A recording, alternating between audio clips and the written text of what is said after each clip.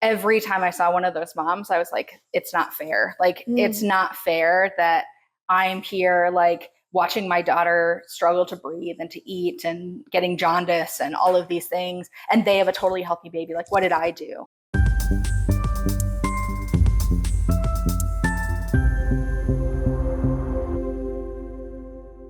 Hey everyone, thanks for joining me. My name is Reesa and I'm your host. We are talking to real families about real stories here on The Real Family Eats, where we've got food for thought and thoughtful food. So let's eat.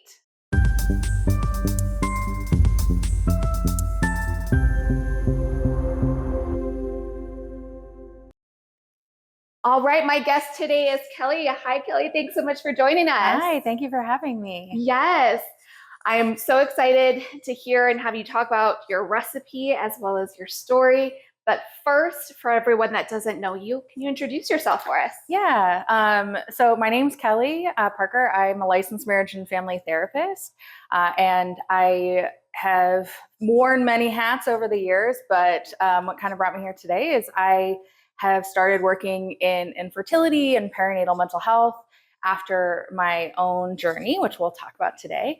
And so I have sort of two hats still. I work solo in a private practice doing work with moms, perinatal mental health, couples, parents who are experiencing postpartum depression, anxiety, OCD, those kind of things. And then I also work with a wonderful company named Counseling with Joey that does infertility-based third-party reproduction services. So we work with parents who are before their journey, who are utilizing a sperm donor, egg donor, surrogate, going through IVF, IUI, and we work with the parents and also the surrogates and donors. So wow, yeah. awesome.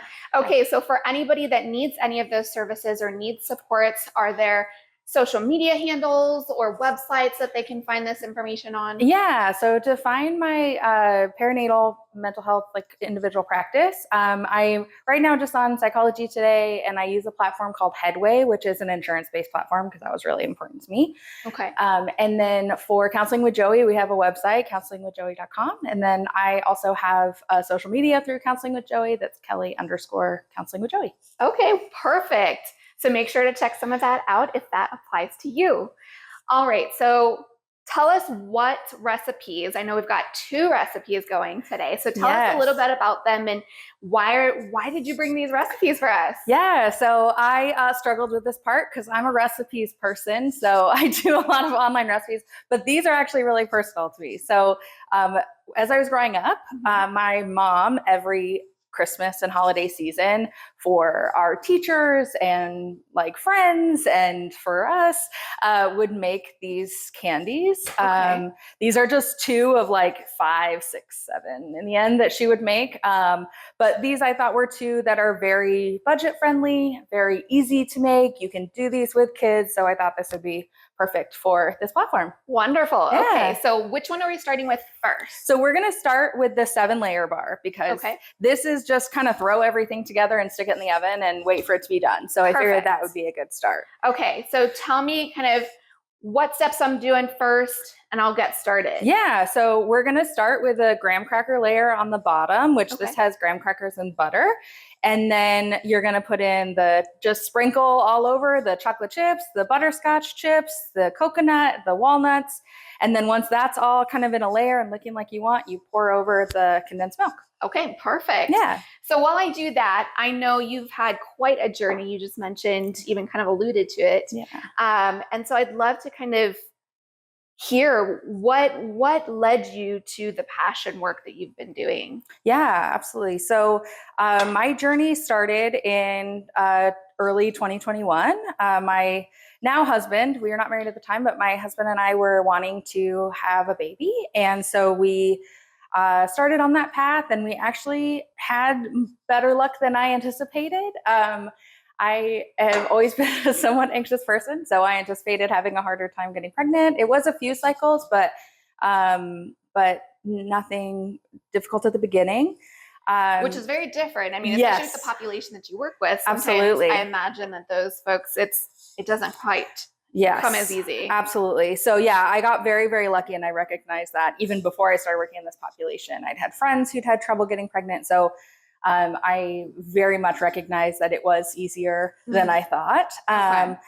And I always have had some kind of body issues. So I was worried I would have like all the worst symptoms of pregnancy. And I didn't experience that either, which was a big shock to me. Okay. I obviously had some symptoms. I was really tired, but overall, through most of my pregnancy, I was feeling really good. And I was very proud of my body for what it was doing. Okay. And then when I was a few months into my pregnancy, towards the end of the second trimester, we found out my dad had terminal cancer. So that really kind of was a stressor that in hindsight, I was not dealing with as much as I should have been. Can you say a little bit more about that? Yeah. So I had sort of compartmentalized in my mind my pregnancy and my dad being sick and getting cancer. Like I was like, well, these things aren't connected because I'm feeling really good pregnancy wise, but I wasn't really acknowledging how much stress his diagnosis was putting on our family and like my body. And I'm like absolutely not blaming that. It's just one of the things that was going on at the time. And I think in hindsight, I would tell myself to like start seeing a therapist then, because it was just something that it was just as unacknowledged stress. I really was separating them in my head. So and on top of that, I had a very, very stressful job at the time. I was working in the like government county mental health, and I was a manager position in that. So it was a lot of stress. And again, like compartmentalize that over here. So like I had work over here, I had my dad, and then I had the pregnancy. And for me, I was like, well, I feel good in the pregnancy, so none of these are related. Like they're not going to impact each other. Yeah. And my body decided different. So it was technically supposed to be my 30-week appointment, but we were a little bit behind schedule. So I was exactly 31 weeks. I went to my 31-week doctor appointment, and I had a high blood pressure reading, which was the first one. Okay. But she seemed worried. I still wasn't. I was like, oh, it's fine. Like, it's one reading. Yeah, it's the doctor. The doctor's making me nervous, whatever. Yeah. So I went home. She told me to monitor at home. I wasn't able to get a blood pressure cuff till the next day. So when I did at lunchtime, it was still high. And I was like, well, it's hot outside, and like I was working today, and I was still kind of making excuses, but I was starting to be a little nervous because it was 24 hours later and I was at home. Okay.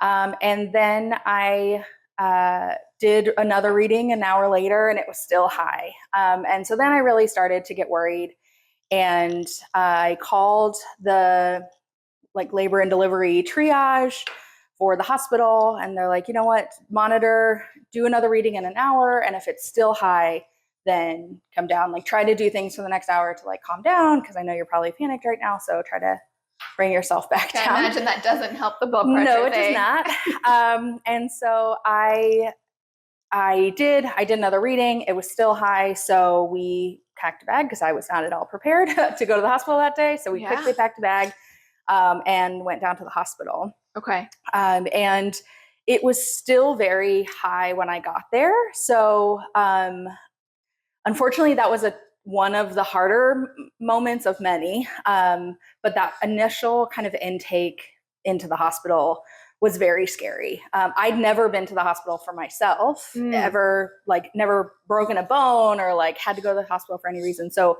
being wheeled back in triage, they had like multiple nurses in there, all trying to like ask me questions and put the IV in and all of those things. And I just kind of lost it. And this really wonderful nurse kind of paused everyone and slowed everything down. But it was just sort of the start of wonderful nurses that it was stressful from sort of the get. So they checked me in, they monitored and checked my blood pressure every 15, 20 minutes all night. Wow. With no change. So no sleep. No sleep. For me, no sleep for my husband. And we just kind of were waiting. And I still in the back of my mind thought like, well, it's okay. Like I'm going to it'll calm down, and like maybe they'll give me some medication and I'll go home. Can you tell me more kind of, Yeah. because I heard you multiple times, like it sounds like you went through a couple different states of mind. Yeah. You know, first I heard you mention kind of that wheeling back and some of the fear that kind of started to set in. Yeah. And then still, as you mentioned, they're checking, you know, you're admitted, they're checking your blood pressure, and you know, you kind of talked a little bit about still your brain was kind of working overtime, it sounds like, to convince you kind of, no, you know, we're all good. Can you kind of talk us through that thought process and like what was going on for you upstairs? Yeah, it was, I will say that part, other than like, I remember that panic moment where the nurse had to sort of stop everything. Mm-hmm.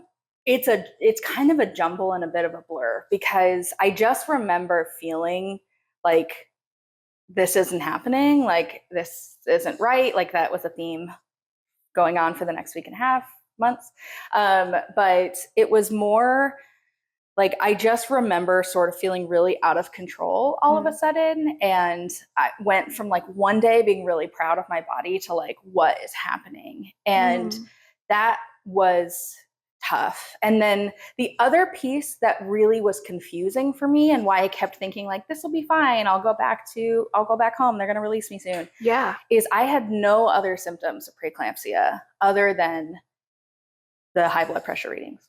Can you tell for anybody listening kind of what is that, and what are some of the signs that maybe you were saying, you know, I wasn't seeing any of these other things? Yeah, so preeclampsia is sort of the next step, not the last of most severe, but the next step with high blood pressure. So what happens with preeclampsia, typically the signs are like extreme swelling of your feet, and they kept asking me if I had headaches, obviously high blood pressure readings.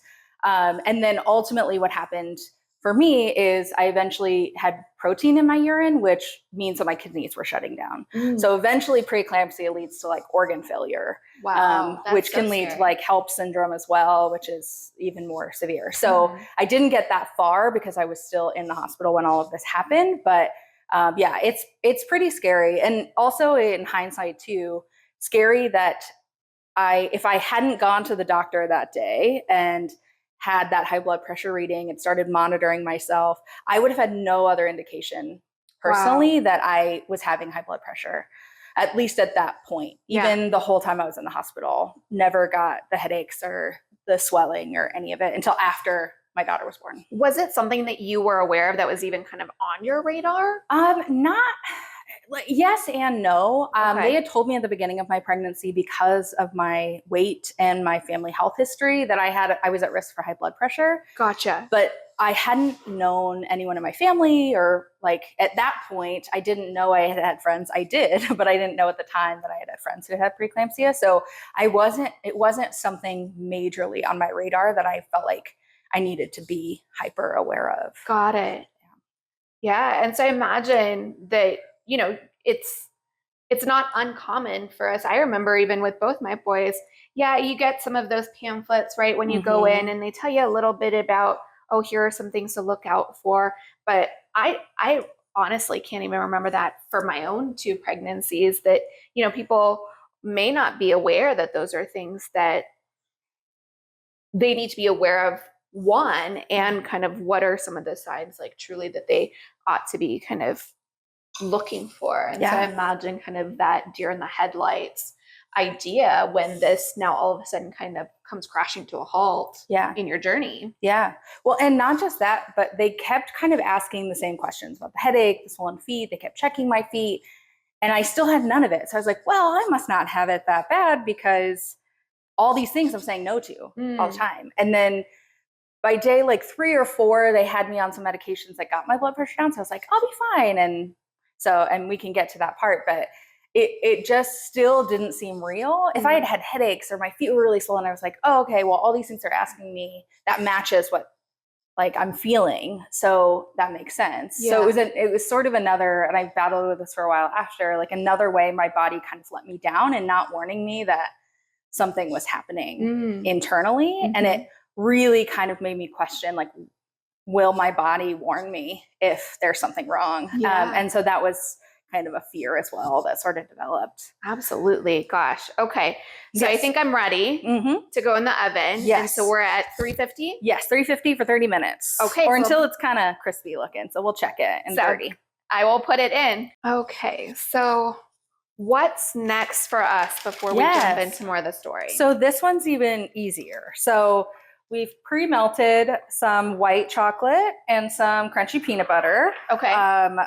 And you're going to mix the two of these together actually in that one before we pour it on the tray. So you're going to mix it and get it good and mixed so that all the chocolate's fully melted and it's all blended together. Perfect. And so then once I mix this, yep, you're going to pour it on the sheet. Perfect. And then you're going to take the milk chocolate and just kind of drizzle it on and do whatever fun design you want in the batter. Sounds good. Yeah. All right. So tell me more as I mix these. Yeah. So once I had my initial kind of check-in, they monitored me there. They put me on magnesium, which anyone who's been on is not fun.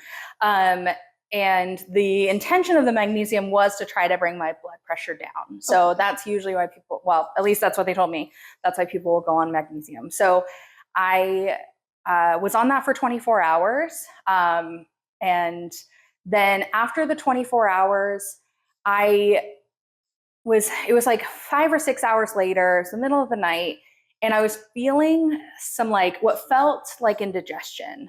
And so I had called in my nurse and she'd given me some indigestion meds. And an hour or so later, like it hadn't changed. I was still feeling some like pressure on my chest. So then I told the nurse, because I was like, at this point, I'm like, any weirdness in my body, like, I don't know what it is. I don't trust, like back to the theme, I don't trust my body anymore. So anything that feels strange, I'm just going to tell the nurse. I'm already here. So I told her, and this was, keep in mind, this was September 2021. So still COVID protocols. Yeah. And even though I had done a COVID test the night before when I had intaked in the ER, they did full COVID like space suits to come in and do a COVID test because they were worried it was like some kind of indigestion or infection or something I had picked up. I did not have COVID, but it sort of led us down this rabbit hole of like, well, it's not this and it's not this and it's not this. And in the end, I was being monitored by a cardiologist because they were just worried about this fluid on my lungs that had developed. I've talked to people and research since. I don't know that this is a normal side effect of the magnesium for people or just something that happened to me, but it was just strange timing that I finished it. And so I don't know, but gotcha. Something medically weird happened while I was in the hospital. And so then my care, they had sort of started, they were still working on the blood pressure issue, but now I also had this added like cardiologist who was coming in every like 6 or so hours to check on me. And ultimately they wanted to do to monitor my heart and make sure it wasn't a heart issue. So they moved me from the maternity unit because they thought I was stable enough over to the medical unit. And I was being followed for, it was like 24, 36 hours in the general medical hospital. Okay. And then they were sending over someone first it was like 2 to 3 hours, and then it was 4 and then 6 to monitor a baby. Wow. And so that was much calmer actually, and a little bit easier. I wasn't hearing people have their babies next door, which was kind of a relief. Like I was. What can you say more about that? So when I was checked in, I was on the labor and delivery floor. Okay. So I'm hearing people like in labor through the walls, like, and then babies screaming that they're having their baby. And that was a different kind of trigger of, I don't want that to be happening to me. Like, I don't want to be here at 31 weeks having my baby. Yeah. And so hearing other people who, I mean, and I don't know if they were having healthy deliveries, not, I have no idea. It's just people you hear through the walls, but it was kind of a relief to be on a medical unit where I'm like, this is a medical problem and my baby's not coming, so I can just hang out here. Do you think it was a little bit not only a relief because you're not hearing other folks, but that maybe it was also for you yes, it's a medical issue we need to attend to for myself, but it's not indicative of something kind of happening with baby. Yeah, for sure. Like I just felt better that like, okay, this isn't a baby issue anymore. This is my body's doing something weird. So maybe we'll get to go home. And that actually was the conversation. So what I thought was going to be my last day and turned out to be my daughter's birthday in the hospital, they were talking about discharging me. Really? I was going to be discharged for sure from the medical unit. And then the maternity side was coming over to check on me regularly, but that morning's urine sample is the one I had indicated my kidneys were shutting down. And I still didn't know until like 3 o'clock in the afternoon. Wow. Yeah. So they had gotten my results probably sometime in the morning, came to talk to each other, because I had the high risk baby doctor and the OB who ultimately delivered my daughter come together over to the cardiology wing to talk to me about the fact that I was going to be having a C-section at 6 o'clock. Yeah. Gosh, that sounds incredibly scary. Yes. To like have this, bunch of white coats. I mean, that in itself, I feel like for folks can give the anxiety, it can just go through the roof. You know, you're seeing all these people who are there, and then, I wasn't there, but I imagine the faces weren't necessarily kind of sunshine and unicorns and rainbows. And so, I mean, is that yeah, experience? absolutely. Yeah. So it was also interesting because I had kind of calmed myself down a bit of being on that floor, and they had stopped checking on baby as frequently. So I'd started to sort of feel what ended up being false sense of security that everything was fine. And then all of a sudden this like, it's small team, it was 2 of them, but like in my mind, it's like these 2 doctors like coming in and being like, just kidding. Again, everything you thought you knew about this pregnancy in your body, taking it back again. Wow. Because your kidneys are shutting down. And I do a light drizzle. Light drizzle. Yeah. Okay. So perfect. Like that.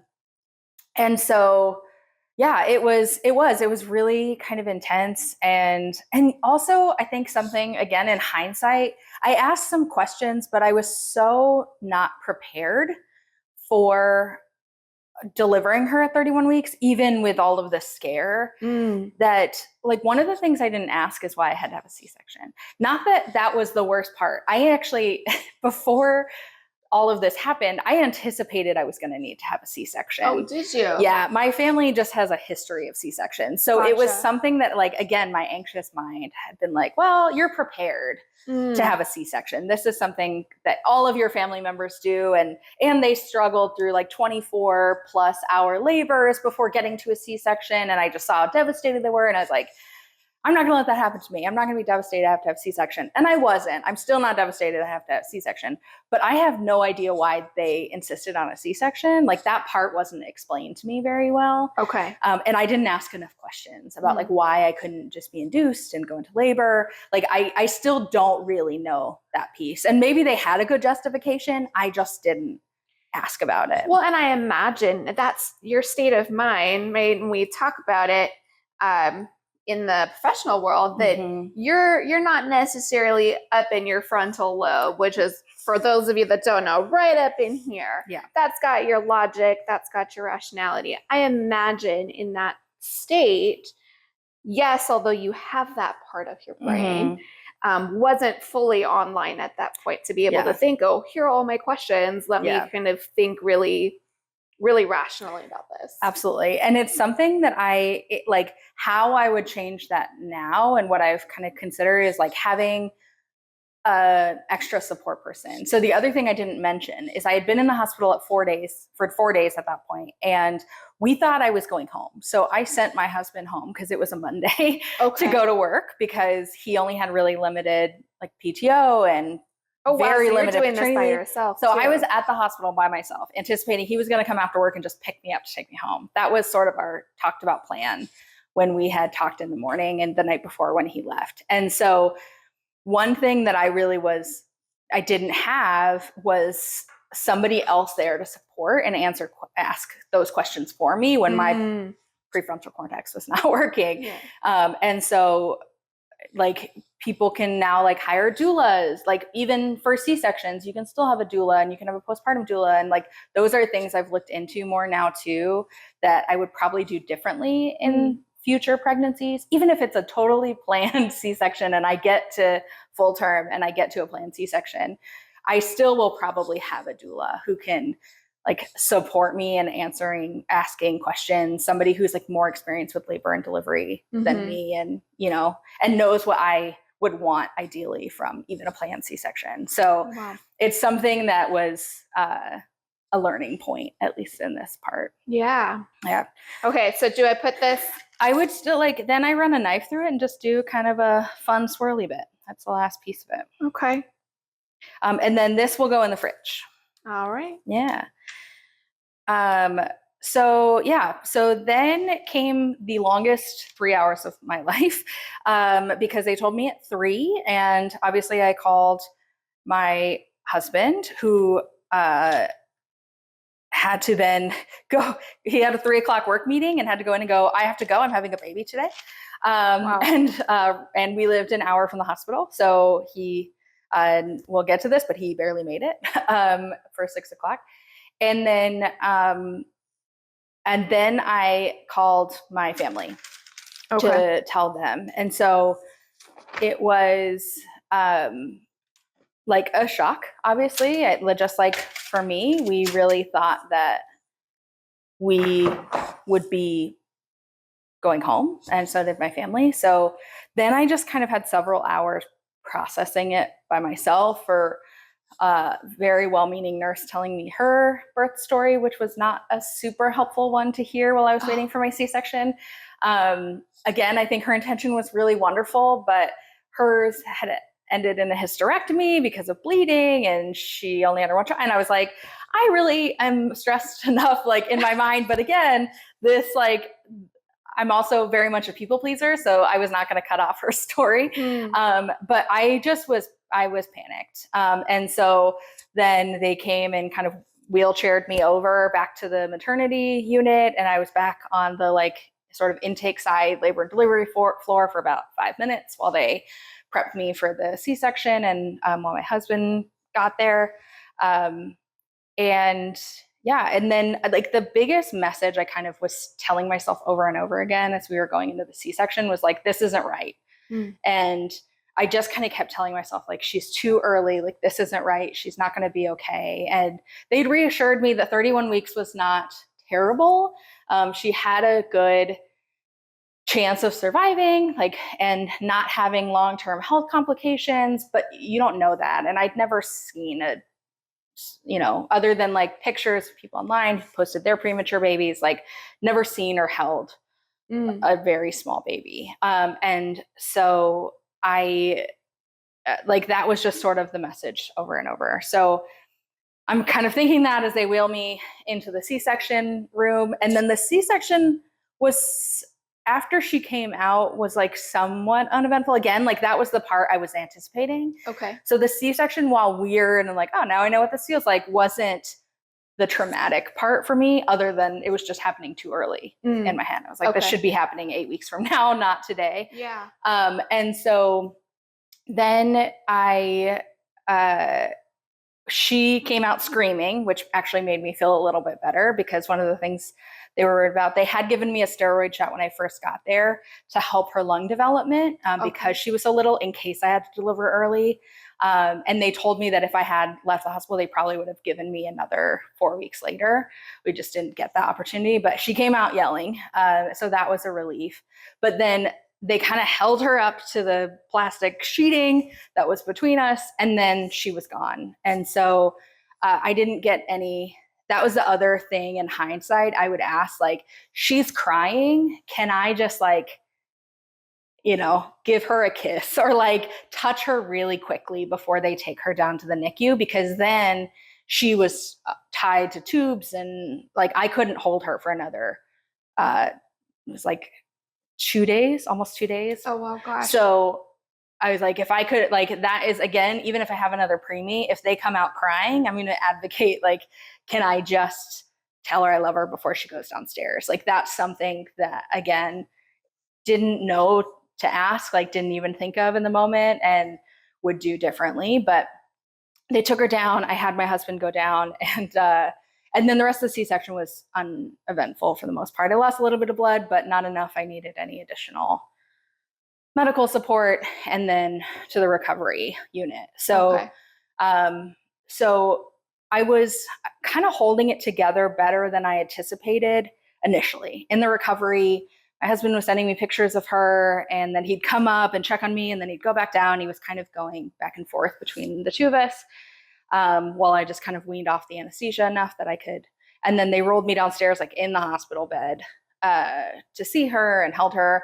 And that was the moment where everything kind of flipped for me, seeing her like in reality, hooked to everything and breathing tubes. I couldn't see her face because it was just totally covered with the CPAP, and like seeing how tiny she was in comparison to like all of our hands was the sort of switching moment for me. And when I got wheeled back up to the recovery room and I was kind of processing everything, I knew then that I was going to struggle with like postpartum depression and anxiety from this. Like, how did you know that? Like what? Like, so first and foremost, I have a history of depression and anxiety. So I knew going in that that was a risk factor for me of having depression and anxiety after pregnancy. And then this, like, in my mind, I was like, this was traumatic. Like, this is birth trauma. And I knew that sitting in my hospital bed the same day. And I was like, this is not, I'm going to try to get myself the support I need, but I know that I'm not going to feel good for a while. Like, this is not going to sit well with me and like my mental health, not being able to like be with my, like, I'm in a unit in the hospital that's for people with like hysterectomies because the recovery floor was too busy that the moms who have their babies got to be up there. And I was on a floor with people who eventually a couple other pregnant ladies who also had babies in the NICU joined me on that floor while I was there for 4 days. But I was like the only postpartum person on that floor. And it was so quiet and isolating. And so I cried. And then I actually emailed an old therapist, but like in processing it more, I really felt like I wanted to work with someone who was a mom and had experience with like maternal mental health, because I knew that was the direction I was going. Why was that important to you that it was someone who was also a mom? Because I wanted someone who could relate in the like, I mean, if they had like a birth trauma or whatever, like whatever their experience was. And I learned later, a lot of the therapists drawn to perinatal mental health had their own, some kind of experience postpartum, either like infertility or birth trauma or postpartum depression, anxiety, like somewhere on that spectrum. And I knew I was going to want someone who had experienced some of those similar things to me, because I knew I was going to need someone I could relate to. And so I did reach out to my therapist, but then once I got home, well, after she got out of the NICU, really, because that was sort of the main focus, I then started searching for a therapist. So I can get into that more too, but that was a 2-year difficult journey to find the therapist I'm working with now. But but I knew then that I was going to need support. I just didn't know where to get it other than finding a therapist. Now I know many more resources I would have given myself at the time, but back then I just didn't know what to do. So, and how was that for you? So, you know, I heard you mention, 4 days in the hospital, but then I imagine you're still going back. To see. So it was 4 days in the hospital before she was born, and then 4 days after, because I had a C-section. So they keep you for 4 days. Plus, I still was having the fluid in my lungs, and cardiologist was the last one to clear me to leave the hospital, actually. So, leaving the hospital on day 4 was horrible. And driving away, especially the 4 days I was there, I would get wheeled down to the NICU for the first couple of days until I was able to walk down there by myself the last kind of day and a half. But I would see, you have to like you come out of the elevator and it's the same elevator everyone is coming out of. And I would see these moms with their babies at the exit waiting to leave. And I'd see that every time. I'd not only like come down from my room, but even when I came back, I'm coming through that same door. What was going through your head as far as that narrative? I feel like so many of the stories that we're hearing from parents are that, you know, there's this stereotype. This is what parenting looks like. And to kind of see other parents real life, kind of having maybe the quote unquote traditional experience, and for you that not be your experience. I mean, can you talk me through that? Yeah. So that was another really challenging part of my journey and like my mental health at the time, because every time I saw one of those moms, I was like, it's not fair. Like, it's not fair that I'm here, like watching my daughter struggle to breathe and to eat and getting jaundice and all of these things. And they have a totally healthy baby. Like, what did I do? And so it was a lot of self-blame for me. It was my fault. I'd gotten pre-eclampsia. It was my fault that she was there, that she was born early. Like, it was a very negative narrative. And watching all these moms leave, like with their, what at least from appearance looked like their healthy babies, was a very hard picture to continue to walk through, like multiple times a day, day after day. And I remember there was a lady, I think she was like a NICU grad mom, who, when I went to check in one of the days I was there, she was like, "You're going to get to go soon." And I'm like, I was like, "Thank you." Like, I just said that to everyone, but I was like, it doesn't feel like it. Like, the NICU feels like the longest days of your life. And it feels like it's never going to end. And so even the moms who I knew were like relating to me because they were watching me check in, and like they were just there dropping off snacks because they were so appreciative of the nurses, but they like knew what I was going through, I was still like feeling very isolated. And so it was tough. And I didn't really, until the very end, when she was about to get discharged from the NICU, is when I stopped kind of doing the comparison game. But she was there for 34 days. Wow. So it was 3 full weeks of like, sort of, this isn't, still not right. Like, why did this happen? And like struggling to watch those moms too. Yeah, to have that be the daily. I hear you saying, you know, 34 days. That's, I mean, if you think about it in the grand scheme of things, if your brain, and our brains are so good at telling us, you know, critical things about ourselves and about the world, and to kind of have that be happening daily. Like, I imagine just, gosh, the toll that would take on your sanity. Well, and it's not just like once a day. It's like when I was in the hospital, I was going down to the NICU 4 to 5 times a day at least. Like, I'd go upstairs, I'd rest while she was sleeping, and I'd try to come back. And then when I was visiting her after we left the hospital, it was like I'd go in and I'd see somebody leaving with their baby, and then I'd come out to get a snack because you can't eat or drink in the NICU, and I'd see somebody else leaving with their baby. And it was just like a constant reminder of what I wasn't doing, that like I have to go back in and see my daughter continue to struggle like medically, and, you know, not go home. And so, and even that, like the picture you have of like leaving the hospital with your baby, where you like are wheeled out and you're carrying baby, and like the dad is following, or other parent is following with like all the supplies, and the nurses, like I didn't get any of that either. Oh, wow.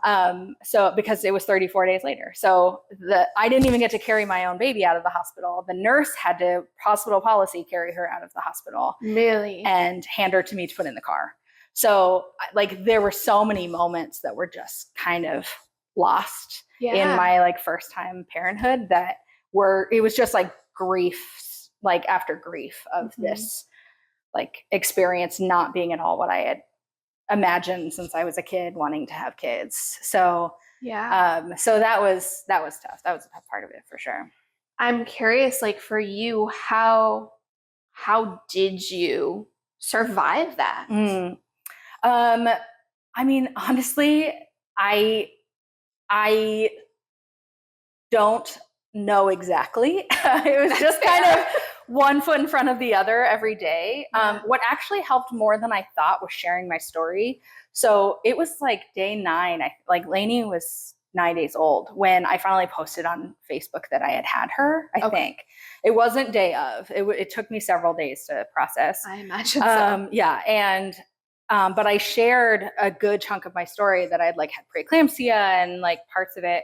And I had a lot of people reach out to me even then, and I've had more people reach out to me since then of like, you know, thank you for sharing. Like I went through something similar. If you need anything, and we talk about whether you have preeclampsia or like NICU moms, it's this community you never thought or wanted to be a part of, but it's a beautiful community once you're in it. And there were other moms in the NICU who were really kind, and the nurses were really kind. And I think and you know, my husband was supportive and was like trying to support the best he could, not knowing what to do either. You know, it was a journey for him as well. But I think it was wonderful having people in your corner. I mean, I had my mom, even though my dad was really sick, my family was in Colorado at the time, and my mom flew out to drive me to the NICU for the first 2 weeks when I wasn't allowed to drive. Even though it was an hour drive every single day, she was driving me to the hospital. Because my husband still couldn't take time off work yet because he only had 4 weeks of paternity leave, and we were going to save that for when she got home. So, which that's a whole nother issue. We're not doing that one today. Yeah, that's a whole like government policy issue we're going to talk about. Soapbox. Yeah. But yeah, so she drove me every single day. So I think it was like people supporting that was all that got me through it, because my mental health was not good. I mean, how many times I like went home after the NICU and cried, or like was crying in the NICU because I had missed being able to hold her by like 2 minutes because the nurse did it right before I came in. Like it's such a heavy experience in the NICU. And the other grief part and hard part, and part of my, I think, mental health as well, was that you don't get to be their parent. The hospital staff is their parent, and you're like a volunteer that comes in and holds them and like has to sign off documents. Like that's really how, at least for me, that's how it felt in the NICU, because they tell you when you can change them and when you can feed them and when you can do everything. And that part of like it really did affect like my bonding with my daughter, I think, at first, because not only did I not get to hold her very much, and I was towards the end, I got to start to get to know her, but I didn't get, other than being called mom when I walked into the NICU, like I didn't feel like a mom. Yeah. And I know other people can experience that too, even who don't have a NICU baby. But it's very much an environment that kind of sets you up to not feel like a mom right away. And so it was a struggle. And then it was a struggle at the end, because when she started to do better and she was off a lot of the things, I was advocating like, she's ready to go home. Like now I know her enough that like I know she's ready. And they have all these policies that I understand are in place to keep her safe. But like there was one night I stayed overnight, because that's one of the last things you do, is one or both of the parents will stay in the hospital overnight, and you get like a room there to like watch her all night and make sure she doesn't have any, they call them Brady episodes, where she stops breathing especially while she's eating or sleeping.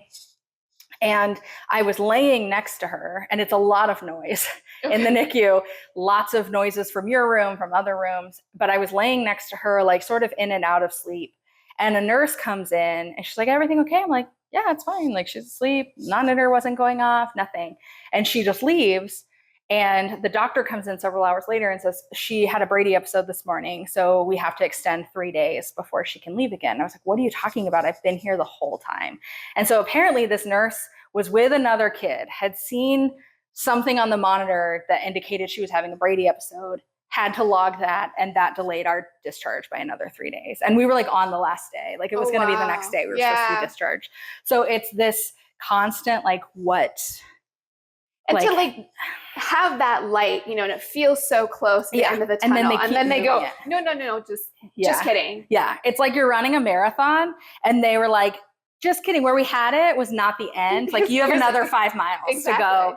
And it was just over like, and it happened all the time. Like from the beginning, it was like, oh, well, we took her out we're trying to feed her bottles. Oh, but she didn't quite finish this bottle. So we have to keep the feeding tube in. Like all of it was and again, like I understand they have policies and they have things that they need to do, but like as mom who wants to take her home because it still doesn't feel right that she's here, everything just felt like another setback after setback after setback. And so, yeah, it was not something I would recommend going to the NICU. I don't know that anybody goes in and goes, like, I'm ready. This is on my birth plan. Yeah. You know? But no, it's even I've had friends who've gone for a couple days because they had a baby full term, but they had like health complications they had to be checked in on, or they swallowed fecal matter, like something else. And even their experience is very like, like more condensed. And they're like, so glad we didn't have to stay here longer, but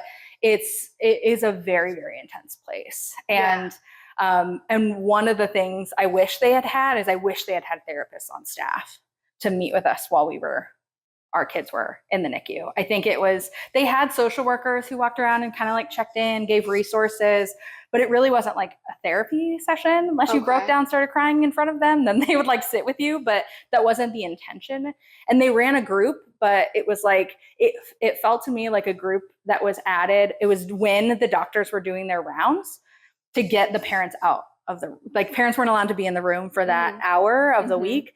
And that's what it felt like, that this group was to just get the parents out. Got it. So and so it didn't feel as supportive. It didn't feel like a supportive space. It felt like, well, you're going to have to be kicked out anyway because the doctors are doing the rounds, so you might as well join this group. And I that didn't sit well with me, and I never felt drawn to doing that.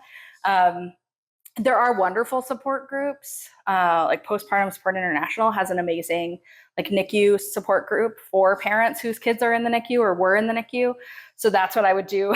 That's the group I'd probably join for that hour when at whatever time they have, because it's not like a forced sort of situation. But yeah, I think that was one thing that was really missing and maybe would have helped my mental health, or like therapy resources for moms or parents as they leave the NICU. Like, here's therapists who know how to work with parents who've had a NICU experience if you want it. Like, you don't have to have it, but here's a sheet of paper. Like, they leave you with so many papers about baby.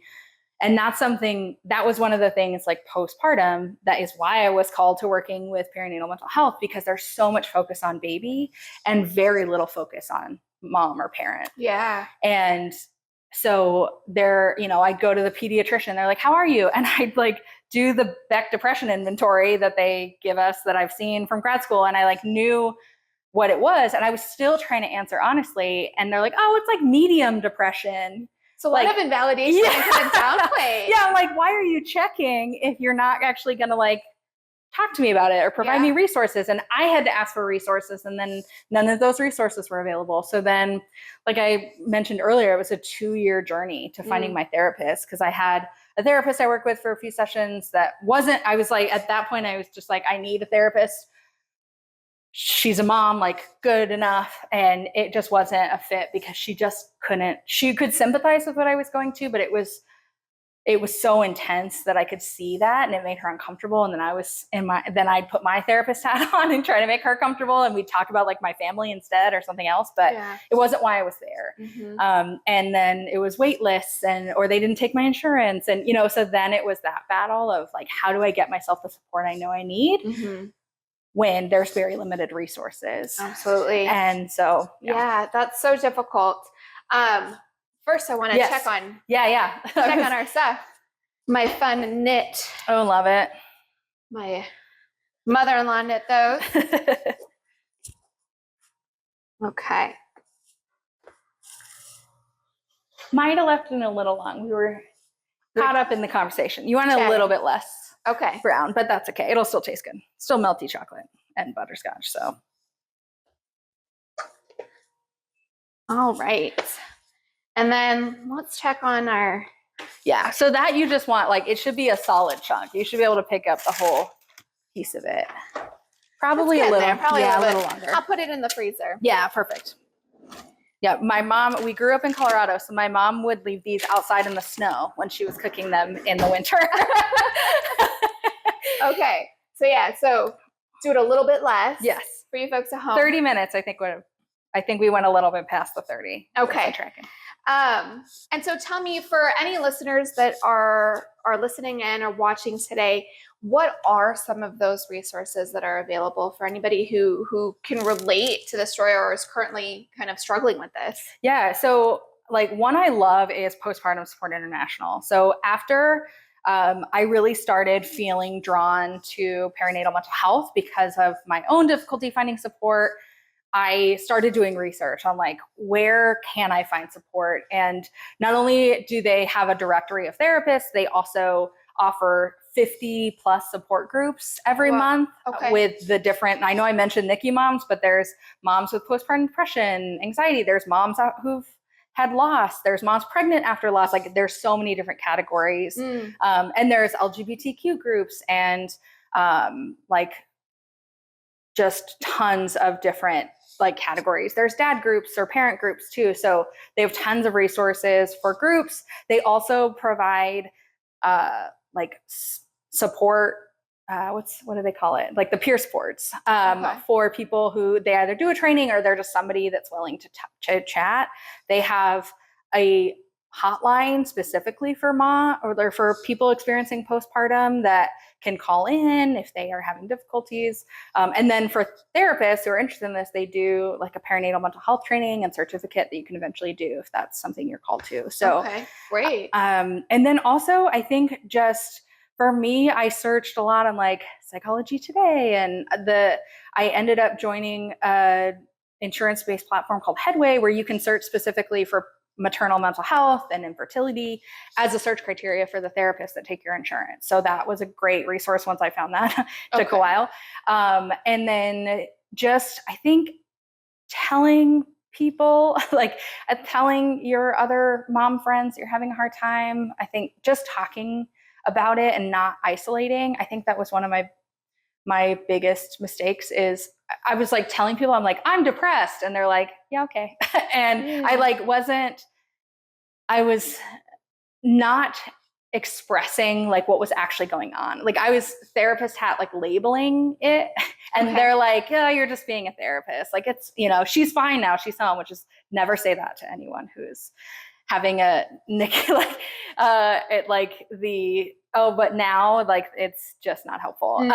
But I think just talking with and that's why sharing my story actually has been really important to me over the last few years. I've shared it through Counseling with Joey. I even share it on my like Psychology Today profile that I'm a NICU mom, and because it's important to me to know, for people to know that like if they want to share their experience, like I may not know exactly their experience, but I know some of the feelings that they're feeling and some of the things that they're going through. And I think finding other people who in my circle, and that circle extended after she was born and I shared my story, to talk about like, this is hard. And I find the more I talk about it, the more people I find that had a similar experience. Like I shared it at work and someone's like, oh yeah, my son was born 7 weeks premature and we had a NICU stay about that long. And, and so I find the more I talk about it, the more people I can find to relate to. And that helps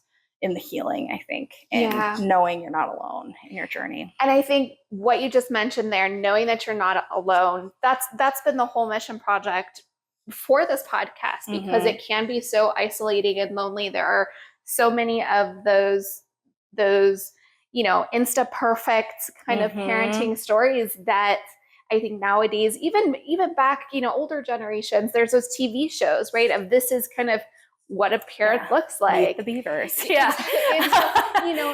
And to be able to kind of see those things, and you're comparing yourselves. I feel like it's a natural instinct for you to go, my story doesn't look like that. So what's wrong with me? Why am I different? And I heard you mention kind of earlier that, that narrative of it must be, I caused this. So then, I think most people's, when you feel that way, it can lead to feeling shameful. And so then you pull inwards and we don't reach out. And because not as many people, it's not the cool thing to do to kind of share your story that's outside of the unicorn and rainbows kind of mentality that it increases that loneliness and that isolation. Yeah. So.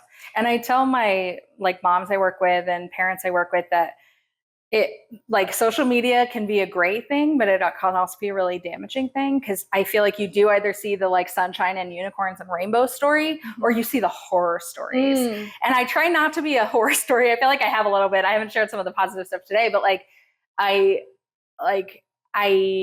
find that it's either one extreme or the other. And I actually, one thing that did help is I did find like a preemie moms group and a pre-eclampsia group, and I see both stories. Like I see people who are like just looking for advice, or they're sharing like how long they were in and we're here for you, and you know and also the people who are like coming on and they're like, I had preeclampsia with my first delivery and I didn't for my second, like it's possible. And so there's the hopeful stories that are still realistic of like this, you know, I know that you guys are worried that this is going to happen again. There's a possibility it won't happen again. And so like it gives some of that hope, but you just have to approach the social media side with like some caution that people are editing their story in one way or another. So absolutely. Well, thank you so much for joining us and helping us pull back the curtain and kind of actually show us these real life stories, because they're out there. Yes. And they're not all sunshine and rainbows. I know. Because parenting is hard. Yeah.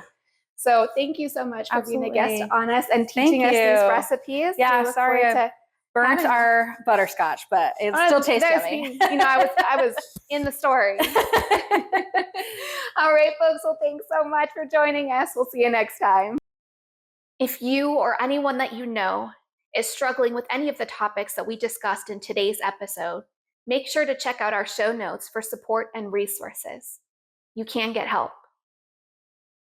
Thanks again for joining us on today's episode of The Real Family Eats. If you're a parent ready to share your real life parenting story, make sure to reach out to us in our website found in the show notes. And that goes for today's recipe, social medias, support, and resources. All of that can be found in our show notes. So make sure to check them out. And make sure to follow, like, share, subscribe, and stay up to date on all things The Real Family Eats. I hope you'll join us next time for more food for thought and thoughtful food. Enjoy your eats.